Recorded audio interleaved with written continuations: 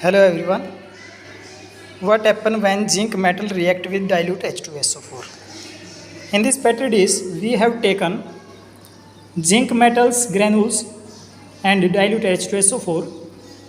These are the zinc metals granules, and we have taken dilute H2SO4 in this petri dish. These bubbles are hydrogen gas, and when these bubbles are come with the contact of fire, then they give the pop sound.